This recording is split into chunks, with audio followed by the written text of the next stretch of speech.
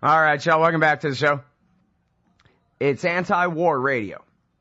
I'm Scott Horton, and our first guest on the show today is Richard Silverstein. He writes the blog Tikun Olam at richardsilverstein.com. Welcome to the show, Richard. How are you? I'm fine. Thanks, Scott, for giving me the chance to speak to your audience. Well, I'm very happy to have you here. This is such an important story, and quite a complicated one. I'd like to recommend people, check out richardsilverstein.com. And here's a couple of other articles. Secret trial revelations prompt U.S.-Israeli diplomatic storm. This one is in the London Independent. And then the New York Times version focused on, oh goodness, did y'all know that the American government spies on the Israeli embassy, as though that was the real point of the story. But anyway, there's a little bit of the important part in there. I guess, just if you could, please start us off with giving us the background, telling us about your friend, I think it is, Shamai Leibowitz, and what happened with his trial and all that. Well, in 2009, Shamai, who I had known as a blogger, also blogging about the Israeli-Arab conflict, and who is Israeli, and by the way, was one of the first Israelis to sign a public statement refusing to serve in the occupied territories when he was in the army himself. He came over to this country and got a law degree in Washington, D.C., and eventually, after starting his blog, he started to work for the FBI as a translator. It turns out that he was translating documents, wiretap transcripts from Israel conversations in the Israeli embassy. And also this was picking up all sorts of other diplomatic conversations as well from places like Jerusalem and other consulates in the U.S. So he contacted me because he was very concerned about what he was translating, and believed that it meant that the Israeli government may be trying to create an environment here in our political system which would support for sure a very punitive relationship with Iran, and at worst possibly going to war with Iran. And he felt that merely translating the material and passing it up the chain of command wasn't enough, and that he wanted it to be made public. So I started taking some of the information that he gave me and putting it in my blog, trying to warn people about this danger. And eventually, Shamai was exposed. I don't really know how.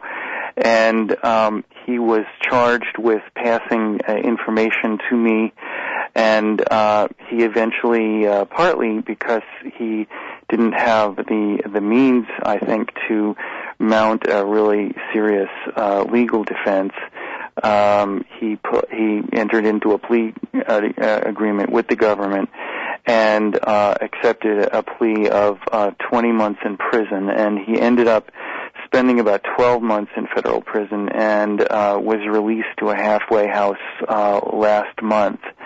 And I decided, especially after I had a conversation with Daniel Ellsberg, that I started to see Shamai as a whistleblower against Israel, and thought that the story really needed to be told now that he was out of prison, and I couldn't harm him legally by going public. I thought that I would do that to let the American public know the types of activities that the Israeli government engages in this country to serve Israeli interests. Mm-hmm. All right, now, do I have it right then that you're saying you posted the documents on your blog back in 2009, but then you took them down? Is that it? I didn't post the actual physical documents like WikiLeaks does. What I did was I extracted information from it and wrote posts on the general themes of what I was reading, but I didn't say in 2009 that I was using U.S. secret, classified material, because I didn't want to expose Shamai, and I knew that if I did, that he would, be in trouble. So my goal was to try to continue doing this as long as I could, so I had to be a little bit opaque about what I was doing, and now I'm free to be more public about it. Uh-huh. But then, so after he was arrested, then you took all that stuff down and burned all the documents in fear for your own liberty, right? I actually burned the documents when he told me to do that before he was indicted. I'm not sure why he asked me, but throughout this, I did whatever he asked me to do because his safety and security was paramount in my mind. But when he did agree to a plea deal, I did take the post down that I had put up there. So I have allowed journalists who are working on the story to see the material. Most of it still exists, but it's not publicly accessible. Well, why not go ahead and repost it all now if you still have it? Now that he's safe from double jeopardy, right? I might do that, but technically, I'm in jeopardy as well. It would be very unusual for the government to go after a journalist after a case like this, but it is possible. So I want to, I want to try to stay within certain limits and not provoke the righteous indignation of the Justice Department to come down on me as well. Well, it's certainly intelligent to be fearful of the Justice Department. Now, I think probably most Americans know, and most people in this audience know, that according to the law in the United States of America, you could not possibly be convicted of a crime for posting secret documents that were liberated by a government employee and delivered to you, being a journalist. But the law really isn't the point, is it, right? I assume your lawyers are telling you, be careful, because the law isn't necessarily going to protect you. The First Amendment and all that, if they can use the Espionage Act against this whistleblower, why not use it against Richard Silverstein? Right. It's possible that they could go after a journalist, so I do have to be careful. It would be the first time, as far as I know, that they did that, if they did. So it's unlikely, but I really can't stick my head into the jaw of the lion and dare the lion to take a bite out of me. Do you have legal advice telling you to beware and tread very carefully here, or this is just your own insight? Yes. I know I do have an attorney who's represented me throughout this process here in Seattle, and he's told me to be quite careful. He probably would like me to be even more careful than I am. But that's what lawyers do, and that's what they're paid for. So, yes, I've had to get a lawyer, yeah. Well, I mean, this really is its own news story, right? That the state of the law and the state of the persecution of whistleblowers in this country right now is that a journalist is chilled from publishing documents. I mean, in this, legally speaking, you're no different than when Colin Powell tells a secret to Bob Woodward and he publishes it in the Washington Post here. Right, exactly right. And you're not Bob Woodward, and so you're in jeopardy. I'm a blogger, of course, and I don't have the means of the lawyers of the Washington Post or the New York Times behind me. So theoretically, I could be in jeopardy. And I want to go back to Shamai's predicament as well. Yeah, of course. Because he did not have, if you recall, the Steve Rosen, Keith Weissman episode, the spying episode. AIPAC provided a gold-plated defense that cost $8 million. And that's one of the reasons why the two of them were able to really go head-to-head with the government and say, throw everything you've got at us, and we'll take it and we'll win. And Shamai didn't have that support network behind him, and I think, partly because of a lack of means, he may not have been able to fight as intensely. All right, well, I'm sorry, we'll have to hold it right there, Richard. We'll be right back with Richard Silverstein. The blog's at richardsilverstein.com. We're talking about the truth leaked by Shamai Leibowitz and the consequences. Back after this. Y'all ever notice what a strange world it is we live in here?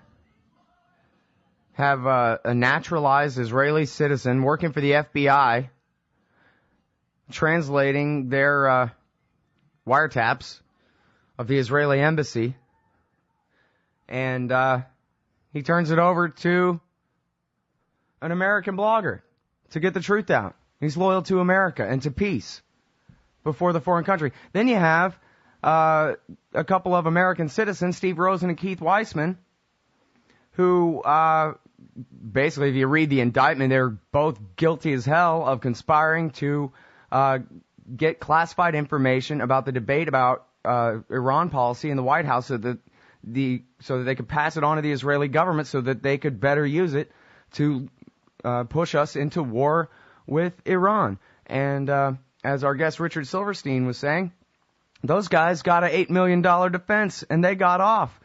The guy that they duped into doing their dirty work, Larry Franklin, got a year in prison, but Rosen and Weissman got off scot-free. Here, a whistleblower, a real whistleblower, and they tried to spin that whole case as a freedom of speech issue. But here, a real whistleblower, Mr. Leibowitz, Shamai Leibowitz, is prosecuted and sentenced to serves at least a year in prison, prosecuted under the Espionage Act. What a ridiculous upside-down world we live in, it seems like to me, Richard. Yeah, I wanted to really emphasize the sacrifice that Shamai made on behalf of the American people and their right to know what Israel was trying to do in this country. The last time anyone was given the kind of sentence he was for leaking classified documents to a journalist was in the early 1980s, and the man's name was Samuel Morrison. He leaked documents to a military publication in England, and he got money for doing so. Shamai didn't get any money. He did it for a cause. He did it for a moral and a political value, and what his reward was a year in federal prison. So this is a whistleblower who really is a patriot in my eyes, and that's why I went to the New York Times to let them know about this, and was happy that they were willing to report this story. That the story is not what some people have spun it, as you mentioned in the beginning of this segment, that the U.S. was spying on Israel, because we know that Israel spies on the U.S. Embassy in Tel Aviv, and we know that most governments spy on major other governments that have embassies in their on their territory. So that's not the issue. The issue is what Israel was doing here that needed to be monitored to begin with. And you have issues like Jewish community leaders in various places in the United States reporting to consulates, Israeli consulates, on the travel schedules of members of the House of Representatives who are going to Gaza to do fact-finding trip after Operation Cast Lead was completed. You have in Texas a member of Congress meeting with a wealthy donor and a diplomat to talk about legislation against Iran, pending legislation, and how to move that forward. You have members of Congress holding conferences to talk about the threat of Iran. You just have a whole gamut of activities that Israel was engaged in to promote this idea that Iran was evil and that we had to stop the nuclear program there at all costs, even if it meant a military attack on Iran. And you know, I'm really. I don't think that Shamai went into this expecting that he would serve in prison, and I'm sure he's not happy about what happened to him, but he should be comforted to a small degree by the importance of what he did, and I want everyone to understand the sacrifice that he made for all of us. Yeah, absolutely. Well, and now when it comes to monitoring these congressmen, because you're right, the important part here is the substance of what was in those documents, in those wiretaps. You say not just that they were keeping tabs. I think you're implying that they were not just keeping tabs on their friends in the pro-Israel supermajority faction in the Congress, but some dissenters who had gone to Gaza after Cast Lead to do their own little fact-finding investigation. Is that right? Can you tell me more about that? Right. Keith Ellison, the first Muslim-American member of Congress, was going with Brian Baird, who represented a district in Washington State where I live, and they were the first two members of Congress going to visit Gaza after that war.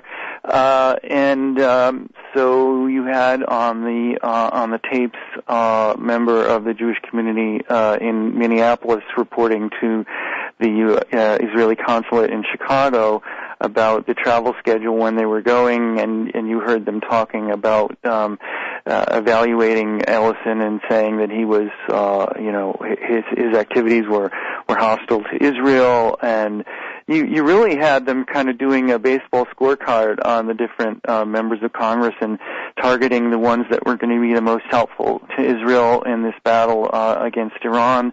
And you saw them talking about how to prioritize the members of Congress and saying that the ones that were on the military and foreign relations committees were the most important to Israel and should be the most cultivated. You had them bad-mouthing David Obey, who was then in Congress representing Wisconsin, as hostile to Israel.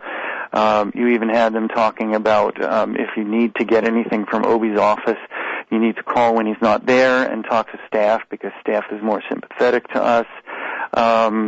You had in Boston, you had an Israeli diplomat writing or helping to write an op-ed that appeared in the Boston Herald, and then having a member of the Jewish community add their name to the op-ed that appeared. So all sorts of stuff going on that Israel.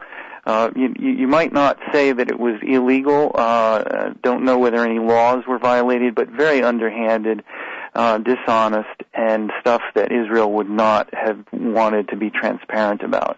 And this continues. I'm not looking at transcripts anymore, but I'm seeing all sorts of examples of this sort of thing continuing to happen. Including the latest thing is that we have a 30,000-member food cooperative, a supermarket in Olympia, our state capital, and the Israeli consul general here has helped create a lawsuit against the food co-op because they have taken Israeli goods off their shelves in support of the BDS movement, the Boycott, Divestment, Sanctions movement. So the Israeli foreign ministry in this country is still doing similar things to what it was doing in 2009, and very little has changed, I'm afraid. Yeah. Well, the Israeli government clearly has more influence in the U.S. Congress than the American people do, but this is the first I've heard of the anti-boycott law in Israel applying in Washington State. Yeah, exactly right. The Knesset passed the law saying that if you publicly supported the boycott movement in Israel, that you could be sued by anyone. You could be sued for monetary damages and didn't even have to prove that you suffered any. And so they have made it a policy of the government to come into this country and to file lawsuits against American companies who support boycott. And I understand that the Israeli government itself is funding the lawsuits, is paying American lawyers to file these lawsuits, and that it's an official policy of the Israeli government. And Israel has enough problems for its foreign policy to deal with without having to get into the minutia of what American companies are deciding to do in their own American markets. To me, it's just really outrageous, and they do not have their priorities or their heads screwed on right in deciding to do this sort of thing. Yeah. Well, typically it never hurts them when they screw up, so might as well just go for it, right? We're trying to keep them honest, and one of the goals of my blog is to keep them honest, and if they want to pursue these sorts of nutty projects, that we get the word out and let people know, and hopefully let Americans read about it and let them decide. And maybe they will have to pay a price, hopefully, down the line. And I wonder whether in any of the documents there's anything frank like, well, we all know the Iranians aren't really making nuclear weapons, but we really want these particular dumb congressmen to believe it. So send somebody to go and fool them, that kind of thing. Well, there's nothing quite that explicit. They may not be always the sharpest tacks at what they do, but they do understand that if they said anything that explicit, they would be in even bigger trouble. But I did want to go back to another interesting thing I just was recalling about these documents I worked on. Going back to Obama's inauguration in 2009, this was right around the period of Operation Cast Lead, and there was a lot of furor in the U.S. about whether or not the war would end and whether or not there'd be Gazans being killed as Obama was inaugurated. And the documents revealed that Israel was lobbying very intensely Obama they were updating him, giving him briefings on how the war was going in Gaza, and they were trying to get him to be sympathetic to what they were doing. I do note that the Israelis stopped the war 2 days before the inauguration. Mm-hmm. And I have very little doubt, based on all the activity I was reading in these transcripts, that this was a deal that was arranged between the Israelis and between Obama's operatives. This, too, is very disheartening, because if Obama could stop the war 2 days before his inauguration, he certainly could have stopped it even earlier than that. And he felt that he just didn't want to get involved and didn't want to expend any capital to try to save Palestinian lives. And I think we can see that in the policy that Obama's pursuing right now. It's just not a policy that is going to bring peace between Israelis and Palestinians. Well, and he had the most feeble excuse. He would do nothing but criticize George Bush about everything in the world, but when it came to Operation Cast Lead, he would say, well, we only have one president at a time. Yeah, that's right. Exactly right. We only have one president at a time, and that was, of course, helpful to him because he didn't want to alienate the Jewish community by being seen as being publicly opposed to the war. Yeah. And there were human rights. I don't know if you saw this, but I think it's probably the most hilarious footnote to punctuate this interview with. We're already over time, but there's a new organization called Attack Watch, which is being formed to protect President Obama from terrible smears such as, quote, President Obama's opponents have falsely suggested that the president has not been a strong ally to Israel. He's been the strongest ally to Israel imaginable, and if you say otherwise, the Democrats are coming to get you. Well, that's because the Republican Jewish coalition is attacking Obama, and I can see it on the Israeli publications that I read. They've got all these smear things talking about Obama, hating Israel, and I can't tell. It's like Dumb and Dumber, So well, the Democrats. So perfect. This case is perfect for AttackWatch.com. They can say if Obama's so anti-Israel, then how come he used the Espionage Act against Shamai Leibowitz, the heroic American whistleblower? That may be one of the reasons they were so aggressive in pursuing him, because they wanted to be able to say to the Israelis and to American Jews, so look, we prosecuted Steve Rosen and we prosecuted Shamai Leibowitz, so that means that we're good guys because we didn't want either one of them to hurt America. So you know. Well, and next they'll free Jonathan Pollard, I guess. Yeah, well, let's hope that doesn't happen. That would be really awful. All right. Well, listen, I can't tell you how much I appreciate your time on the show today, Richard. Great work. And actually, let me ask you one more thing. I know for a fact that Justin Raimondo at antiwar.com would love to have some of that access to some of those documents that you spoke of earlier to write about. You think that's possible to arrange?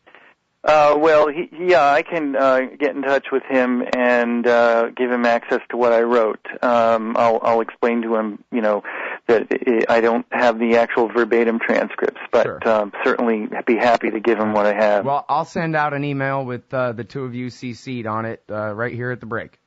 All right, great, Scott. Thanks again for this chance. Thank you so much, Richard. Appreciate it. All right, bye-bye. Everybody, that's Richard Silverstein. His blog is richardsilverstein.com. Tikun Olam. Make the world a better place.